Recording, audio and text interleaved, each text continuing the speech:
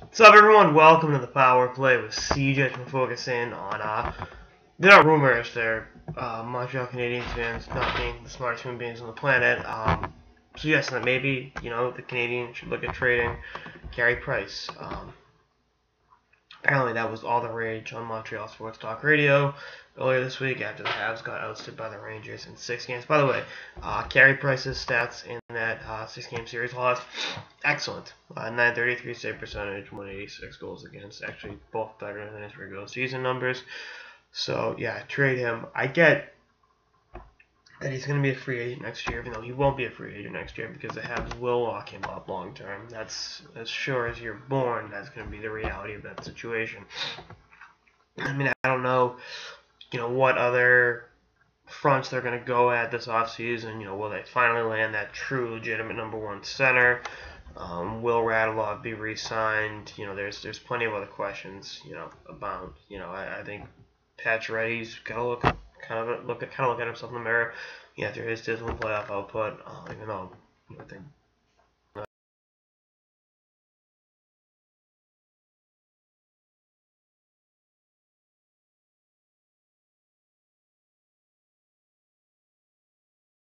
Martinsons of the world, that was going to backfire because that's not how you win in today's game. Once again, I was right. Shout out to me. But you look at it and say to yourself, Jesus Christ, how many more shortcomings can this team put in front of Carey Price and expect to be a legitimate Stanley Cup competitor? That's going to be something Bergevin looks at this offseason because, again, I think he should and will lock up Price to, he's going to be 30 this summer, so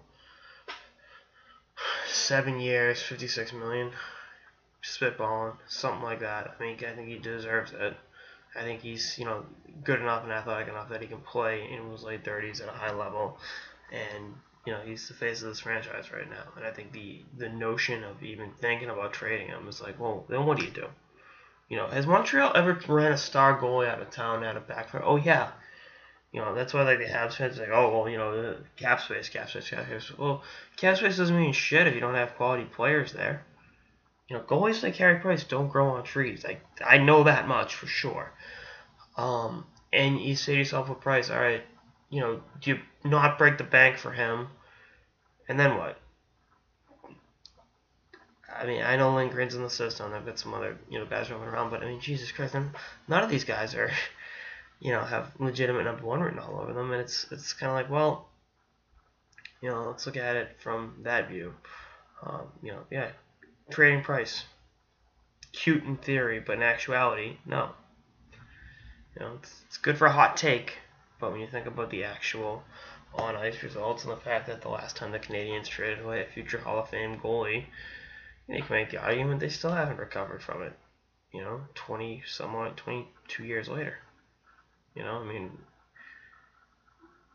Roy obviously wanted out of town, and Price is vocal about wanting to stay, but you catch my drift. They let the situation where Roy deteriorated to where trading him was the only option.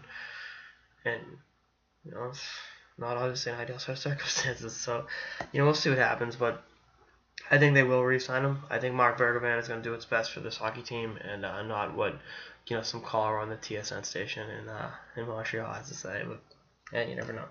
Hey, maybe he's watching this. Maybe he was going to trade Carey Price when he watched Pablo with CJ and was like, oh, we're going to keep him and try to win a Stanley Cup with him.